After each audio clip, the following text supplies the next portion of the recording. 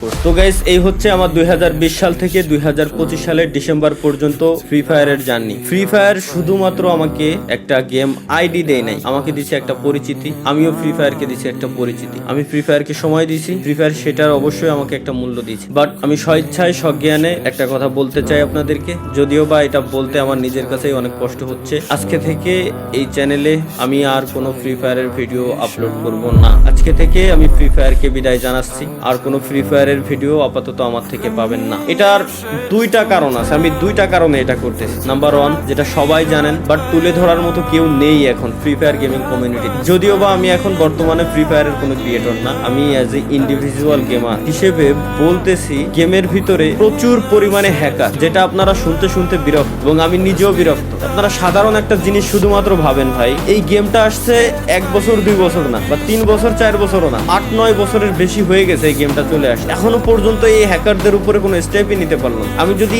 একই সাথে কম্পিট করি পাবজি ফ্রি ফায়ার দুইটাই অলওয়েজ কম্পিটিশনে থাকে, কে কার আগে যাবে সবসময়। পাবজিতে এই হ্যাকার নিয়ে অনেক আগে থেকে তারা স্টেপ নিয়ে নিছে। ইভেন পিসি প্লেয়ার যারা আছে পাবজি, পিসিতেও তারা হ্যাক ইউজ করতে পারে না। বাট ফ্রি ফায়ারে কেন এই স্টেপটা নেওয়া হয় না? এই হ্যাকের কোডগুলো সেল করে কারা বলতে পারবেন আমাকে? যাই হোক ভাই, এগুলো দেখতে দেখতে বলতে বলতে বিরক্ত। এর ভিতরে দোষ আসলে এই হ্যাকারটা প্রমোট করছি আমরাই দিন শেষে, সত্যি যেটা বলতে হবে ভাই। কেন? কারণ আমার ম্যাচে কোনো হ্যাকার বললে আমি উল্টাপাল্টা রিয়াকশন দিয়ে ভিডিও ছাড়তাম যে জাদুকর আছে, এ আসছে ও আসছে। দিন শেষে ওইসব হ্যাকাররাই প্রমোট পাইতো। এখন তো ওপেনে ইউটিউবে বিভিন্ন হ্যাকাররা আসলে হ্যাক নিয়ে গেম টেম খেলে, লাইভ স্ট্রিম করে, তাদের চ্যানেলে লাখ লাখ সাবস্ক্রাইবার বানানি। তো আসলে এগুলোর উপরে স্টেপ নেওয়া হয় না। এটা আমি গেরিনার অফিসিয়াল মডারেটরের সাথেও আমি এই ব্যাপারে কথাবার্তা বলছিলাম এবং তাদেরকে আমি পার্সোনালি ওইসব হ্যাকারের চ্যানেলের লিঙ্ক পর্যন্ত দিয়ে আসছি, পেজের লিঙ্ক পর্যন্ত দিয়ে আসছি। যখন আমি ছিলাম পার্টনারশিপ, তখন তাদের উপরে তারা স্টেপ নিয়েছে, কয়েকজনের উপরে স্টেপ নেওয়া হয় নাই। মাঝে মাঝে গেরিনা অফিসিয়াল পেজ থেকে পোস্ট করে যে আজকে 6 লাখ হ্যাকারের আইডি ব্যান হয়েছে, কালকে 5 লাখ হ্যাকারের আইডি ব্যান হয়েছে। বাট কই ভাই, এখনো পর্যন্ত পার্মানেন্ট কোনো সলিউশন তো দেখলাম না। আইডি ব্যান তো পার্মানেন্ট ডিরেক্ট কোনো সলিউশন না। গেম খেলা অবস্থায়, গেমে থাকা অবস্থায় আপনি ডিরেক্ট ব্যানের কোনো স্টেপ কেন নেন না? আপনারা কেন করতে পারেন না? এত বছর হয়ে গেল এই গেমটারে কি কাস্টমাইজ করতে পারেন না? গেমে কি শুধুমাত্র নতুন নতুন স্কিন, গান স্কিন, এটাই কি? এভাবে কি গেম চলবে? কোনোদিনও চলবে না। তো যাই হোক, পয়েন্ট নাম্বার 2 যেটা হচ্ছে মোস্ট ইম্পর্টেন্ট, সেটা হচ্ছে আমি আমার নেক্সট জেনারেশনের কথা চিন্তা করি। অলরেডি জেনজির পর আরো একটা জেনারেশন চলে আসছে অলরেডি। আপনি মানেন আর না মানেন, জানেন আর না জানেন, অলরেডি নতুন আরো একটা জেনারেশন আছে, যে জেনারেশন বর্তমানে ফ্রি ফায়ার প্রচুর পরিমাণে খেলুক, এতে আমার কোনো দুঃখ নাই, কোনো কষ্ট নাই। বাট একটা জিনিস আপনারা শুধু একটু ভাবেন, পয়েন্টগুলো জাস্ট নোটিস করেন।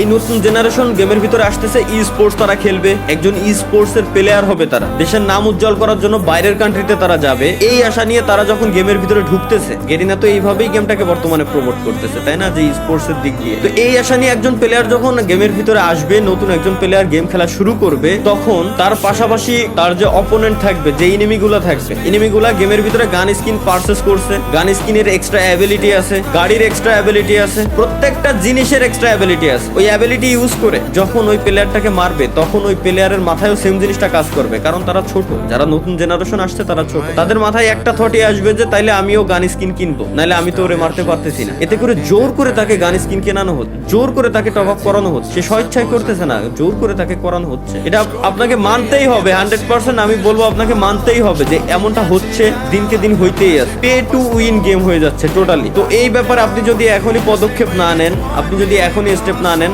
আপনার ভবিষ্যৎ প্রজন্ম টোটালি শেষ, টোটালি ধ্বংস হয়ে যাবে। এবং আমি আরো একটা কথা বলে দিই, আমি জানি আমার এই কথাগুলো বলার পর, এই ভিডিওটা পাবলিশ করার পর, গেরিনা হয়তো অন্য কোনো ক্রিয়েটর বা আদার্স যত ক্রিয়েটর আছে তাদেরকে সবাইকে এক জায়গায় করে কোনো ইভেন্টের আয়োজন করে আবার হাইপ ক্রিয়েট করে দিবে। আমার এই কথাগুলো তারা মাথা থেকে জেনে ফেলবে টোটালি। বাট আমি, আপনারা যারা অডিয়েন্স আছেন, আমি আপনাদেরকে বলবো যে এই ব্যাপারে আপনাদের স্টেপ নেওয়া উচিত। যারা সিনিয়র আছেন তাদের এই ব্যাপারে স্টেপ নেওয়া উচিত, না হলে ভবিষ্যৎ প্রজন্ম টোটালি ধ্বংসের মুখে চলে যাচ্ছে এবং ধ্বংস হয়ে যাবে। জোর করে একজনকে দিয়ে টপ আপ করানো হচ্ছে, সে টপ আপ করতেছে, তারপরেই না সে গেমে জিততে পারতেছে। বুঝতে পারতেছেন? এখনো বুঝেন নাই? আমি আরো একটু ক্লিয়ার করে দেই। একটা ই স্পোর্টস এর প্লেয়ার হওয়ার জন্য মিনিমাম তাকে 3 থেকে 4 মাস মিনিমাম তাকে গেম খেলতে হবে। কিছু না হলেও 3 থেকে 4 মাস তো খেলাই লাগবে তার গেম। তো 3 থেকে 4 মাস সে যখন র্যাঙ্ক ম্যাচ খেলবে, তাকে যখন সার্ভাইভ করতে হবে, মাস্ট বি র্যাঙ্কের ভিতরে তার যাওয়ার জন্য গান স্কিন নেওয়াই লাগবে, গানের এক্সট্রা অ্যাবিলিটি তার নেওয়াই লাগবে, মাস্ট নেওয়াই লাগবে। এছাড়া সে গেমে কোনোদিনও উইন হয়ে আসতে পারবে না। তারপরেই তাকে ই স্পোর্টস এর উপরে যাইতে হবে, স্পোর্টস এর উপরে ফোকাস দিতে হবে। আমি মানলাম টুর্নামেন্ট খেলার জন্য কোনো গান স্কিন লাগে না, টুর্নামেন্টে গান স্কিনের কোনো অ্যাবিলিটি নেই, এটা আমি মানতেছি। কিন্তু ওই পর্যন্ত যাওয়ার জন্য একটা প্লেয়ারের যে 3 থেকে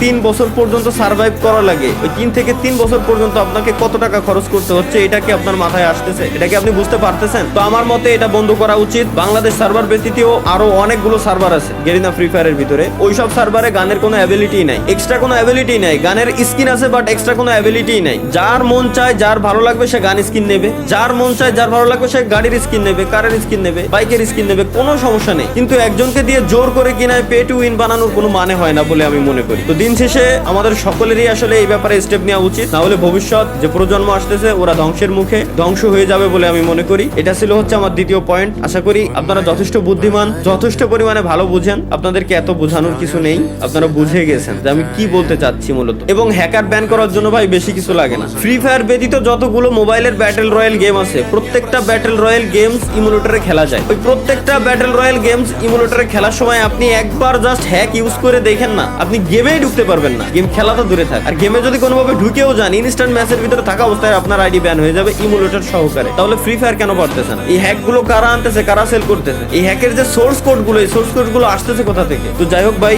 যদি কোনোদিনও এগুলো ঠিক হয় তাহলে আমি হয়তো ব্যাক করতেও পারি। তাছাড়া আমি আর ফ্রি ফায়ারে থাকতেছি না, এটাই হচ্ছে আমার অফিসিয়াল স্টেটমেন্ট। আজ থেকে ফ্রি ফায়ারে কোনো ভিডিও আমার এই চ্যানেলে আপনারা দেখতে পারবেন না। এবং হ্যাঁ, কন্টিনিউয়াসলি হয়তো লাইভ স্ট্রিমে আসবো প্রত্যেক শুক্রবারে, যেভাবে আসতাম আপনাদের সাথে আড্ডা দিতাম, মজা করতাম, ওটা চলবে। আমি আমার ভাই ভিডিওর জন্য, এই gaming with Talha is back চ্যানেলের ভিডিওর জন্য, আপনাদেরকে বিনোদন দেওয়ার জন্য যতটুকু মন চাই ততটুকু নিচে আমি নামতে রাজি আছি। এর মানে এই না যে আমি বলো, যতটুকু জানতাম যতটুকু বললাম। আমি চাই প্রত্যেকেই আপনারা এই ব্যাপারে স্টেপ নেন, যদি বাঁচাইতে চান গেমটাকে, যদি বাঁচাইতে চান ভবিষ্যৎ প্রজন্মটাকে। আর যদি বাঁচাইতে না চান 48 ঘন্টা পর ভুলে যায় আমার কথা, কোনো সমস্যা নেই। ধন্যবাদ সকলকে, আল্লাহ হাফেজ, বিদায় ফ্রি ফায়ার। আরে আমার আসমানেতে ফেলাই দিছে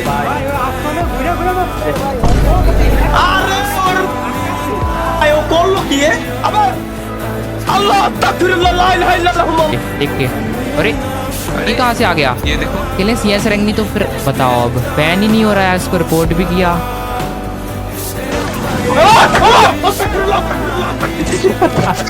লাস্ট আমি একা লাইভ, আমি ইয়ার সামনের দিকে গেল, এ মাথা ঢুকলো না।